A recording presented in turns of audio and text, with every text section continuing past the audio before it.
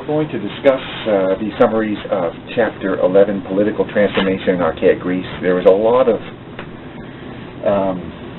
political information that I would recommend you just kind of skim through it.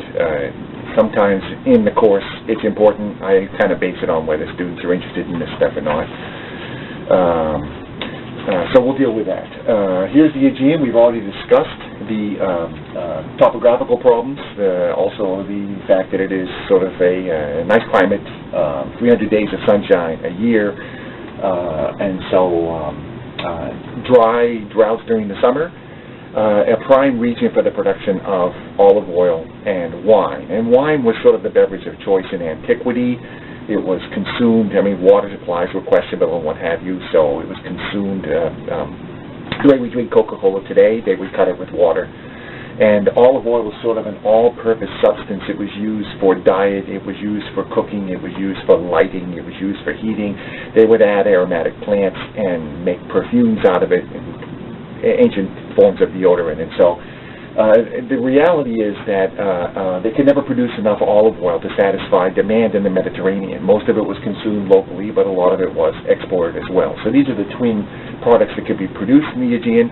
On the other hand, grain production is limited to these little alluvial basins on the shore, limited grain production. And so Greece is this phenomenon where excess population, when population grows, tends to, exporting of population was a constant. Well, not only in ancient Greece, but in modern Greece. All right, so at the end of the Bronze Age, we can determine a pattern of small-scale gradual migration, recognizable by dialect and cultural traits, extending from the Greek mainland over the Aegean and over here to the coast of Anatolia. And all of this seems to have occurred during the so-called Dark Age, when literacy declined between 1100 and 800 BC. Archaic Greece, 800 to 500 BC, emerged as an assemblage of more than 300 independent autonomous city-states, or polis, scattered along the shores of the Aegean. The twin dynamics of Greek historical development were particularism and Pan-Hellenism. Particularism embodies the notion of identity of one's immediate community. And people lived in this idea that only their town mattered, nothing else really mattered. Pan-Hellenism embodied the notion of one's, expresses the tendencies that induced Greek communities to recognize their place in wider Greek culture. And that primarily was the great Greek religious sanctuaries of Delphi, where the games and festivals which would occur every 4 years goes back to like 662 BC, or Olympia, the Great One, sanctuary to Zeus, where the games are recorded all the way back to 776 BC. There was also Isthmia and Nemea, two sites right here, and they functioned once every 4 years. So every year there was a great festival that would bring all the Greeks together. Not just sports; it was a cultural event as well. When we see communities in Greece during the Archaic Age, they were dominated by local aristocracies employing the authority of the Ginos, or the aristocratic clan. These are all these people who claim descent from a common ancestor, usually the ancestor himself being descended from the gods. The Oikos, O-I-K-O-S, large, self-sufficient agricultural states. This was the basis of aristocratic power and wealth. Military defense, and this is a truism throughout the Mediterranean world, that there was a belief that only those who were providing for the common defense had a right to participate in the political arena, because basically politics was about warfare and security and things like that. And the aristocrats dominated that as well. And also because they were the ones who were connected to the gods and conducted the religious sacrifices, they also claimed power over law.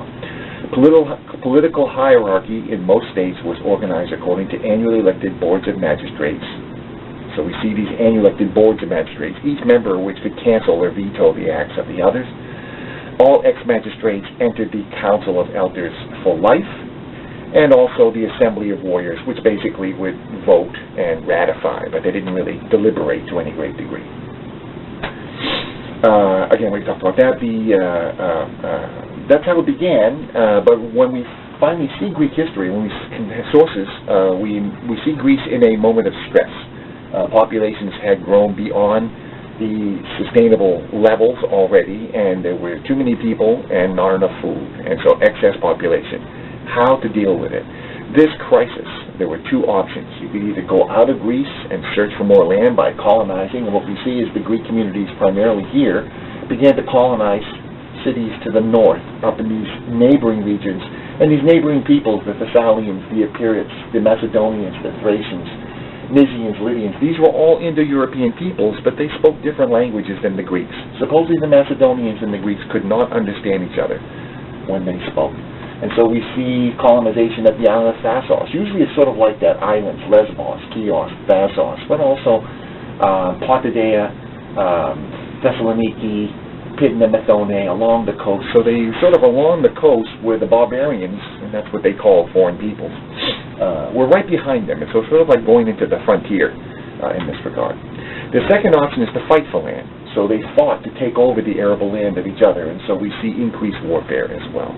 These twin dynamics, colonization, which leads to development of new sources of food supply or metals, raw materials, wood for shipbuilding, go back to the main cities. They would send out colonies and get back these raw materials and exchange them for finished goods, because these ships must have something in them on both legs of the voyage.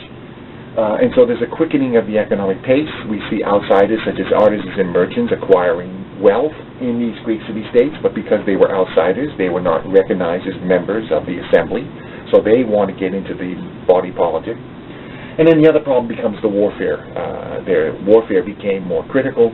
There were winners and losers in these conflicts, and so results could be disastrous this way. And so they needed bigger armies. And this led to the rise of Greek tyranny, which is probably the main political development. A Greek tyrant was a non-hereditary ruler who acquired power through unconstitutional means, usually with widespread popular support. Tyranny represented a transitional phase in Greek state formation and is recorded at numerous Greek city-states. Primarily Athens is the big example. Most of our history of Greece is Athenocentric. The writers wrote in Athens, the intellectuals lived in Athens. It became this sort of major city juggernaut of the Greek world, and so we have that perspective. But bear in mind, there were 300 city-states. There were tyrants recorded in more than 17 of them in that regard. Tyrants essentially jump-started their societies economically, socially, and commercially. No tyranny survived beyond 3 generations. So it's sort of a passing phase of political development, nothing permanent per se.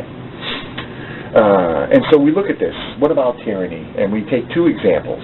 Athens, which went through full-blown tyranny and came out in the direction of democracy. And Sparta, which when confronted with the choice of tyranny, opted for creating a more conservative military caste society. Sparta's down here. Here is the Eurotas River Valley. In Laconia, Lacedaemonia or Laconia is the region, tribal region. There were twin mountain ranges, Taygetus and the Pacomus, that isolated Sparta from neighboring peoples. They were only a couple ways in, and they built forts and kind of protected themselves that way. Athens is over here. Its region was called Attica, so Attic, Greek, Athens. Athens was the city. It had its harbor right here at the Piraeus, and it became the dominant power of classical Greece. So we look at this sort of situation, and what do we see? When faced with a threat of tyranny, the Spartan aristocracy evaded tyranny by agreeing to redistribute land to create a widened aristocracy of free-born, full-blooded Spartan warriors. You had to be born a Spartan on both sides of your family. It then closed ranks to become one of the most conservative societies in Greece. The so-called Lycurgan reforms established a privileged class of citizens with the necessities of life furnished by inferior castes known as the Perioiki, the dwellers around, who were free-born but didn't have any autonomy, really. And then the Helots. What the Spartans did was conquer the neighboring region of Messenia and suppress that population, which was a native Greek population, to basically the status of serfs. They farmed to sustain the Spartan military elite, the warrior elite. What else we have here? Land and laborers were distributed by the magistrates, the annually elected 5 Spartan ephors, in an effort to sustain an elite military establishment. Should point out, Sparta had, instead of board of magistrates, it had 2 kings, but they could check and veto each other. but it had the Council of Elders, and this was elected by the army, and then they had the Assembly of Warriors. The 5 ephors were annual elected magistrates whose job was to try to handle the military establishment. Spartan warriors devoted their entire lives to service to the state. They became an invincible force on the battlefield, but the limitations of their subsistence agricultural system and the constant threat of Helot revolts limited their range in terms of foreign affairs. Sparta remained highly conservative in outlook. It tended to favor oligarchies like itself and to oppose the rise of tyranny in mainland Greece. The Spartans developed a very effective military force. It wasn't very large, about 6,000 men, but it was sort of like the West Point of Greece. They were undefeatable on the battlefield because they did nothing but prepare for warfare. They then pushed out and basically put the entire Peloponnesos, which is this peninsula right here, into a hegemonic alliance system known as the Lacedaemonians and their allies, or Sparta and its allies. This alliance system is not like an empire in that Sparta controlled the foreign affairs of all these states, such as Corinth or Sicyon or Patras. But these states had to agree to have the same friends and enemies as Sparta, which means they could not be at war with a state if Sparta was at peace with it. And if Sparta was at war with a state, then they must be at war with that state. And they must provide their military contingents, their own hoplite phalanxes, when summoned. And this is the Peloponnesian League, which kind of controlled politics in the Archaic period on Greece. In terms of Athens, the political developments in Athens required nearly a century of adaptation that included transiting through full-blown tyranny, and that's the tyranny of the Pisistrates. Pisistratus himself ruled from 546 to 527 BC. And he was responsible for taking Athens from a kind of backward agricultural community and converting it into a export-driven, commercially oriented harbor town, which sent its wine and oil out all the way to Egypt, all the way out to Sicily and Italy, and brought in grain from the outside to accommodate this burgeoning population that was occurring here. Athens, at the time of the tyranny, maybe 100,000 people. It's estimated at its peak at the time of the Peloponnesian War that it may have reached the level of 400,000 people, somewhere between 200,000 and 400,000. The next largest city would have been probably Corinth at about 100,000, which really shows you what a juggernaut Athens became in that regard. And a lot of the development was the result of the Pisistrates making Athens an outward-leaning society. We can mention other Solon initiated the social reforms.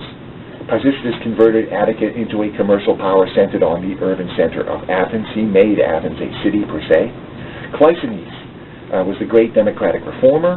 He changed the constitution to accommodate all these outsiders and the hoplite phalanx by basically allowing one man, one vote in the assembly, and a board of annually elected magistrates, an array of magistrates, and a new council of 500, all of which was organized in a very sort of cerebral way, sort of intellectual way. But he still based it all on basically those who could afford their own armor and could afford the time to participate in the political arena were the only ones who participated. So we refer to this form of land-holding hoplite aristocracy as Cleisthenic democracy. And Pericles, approximately 565 to 529 BC, he implemented something called radical democracy. There were all these landless poor people in Athens, people who did grunt labor in the city to build the temples and things. That didn't have any political enfranchisement unless they were encouraged, and so what he did was invent ways to pay people to participate in the political arena. So pay for service. You got paid if you served on the juries. You got paid if you came to the assembly. You got paid if you worked for the Council of 500. And theoretically, almost every freeborn male citizen of Athens served in the political offices at some point in their career. Mathematically, it kind of worked out that way. And so the end result was he sort of like Chicago boss politics. Pericles built a political machine in which he dominated Athens in a very democratic direction, particularly with the development of the Athenian fleet, the naval fleet responsible for defeating the Persians at the Battle of Salamis in 480 BC. This fleet became the basis of Athenian Empire, and so the rowers would get paid to row the fleet, and the rowing season was about 3 months during the summer. Athens became the greatest maritime power of the Aegean and its largest city-state with an estimated population of nearly 400,000. It controlled the flow of foodstuffs throughout the eastern Mediterranean sea lanes and ensured sufficient supplies for its resident population through the construction of the long walls which connected the Piraeus to the city itself. So the whole city was fortified that if Sparta, which didn't get along with Athens, invaded, they could pull everybody inside the walls, wait for Sparta to run out of food, and then when the Spartans leave, they go back out and restore things in the countryside. Its maritime influence rendered Athens an extremely open and cosmopolitan city. The Piraeus was a highly international city. There were Egyptian religious dedications there, indicating the influence coming from that far away into the Piraeus. Pericles was the most gifted political figure of his generation. He was personally responsible for the expansion of radical democracy and the Athenian naval empire. However, he died unexpectedly in the midst of plague, 429 BC, at the beginning of the Peloponnesian War, which was the war between Sparta and its allies, and Athens and its allies, the Delian League.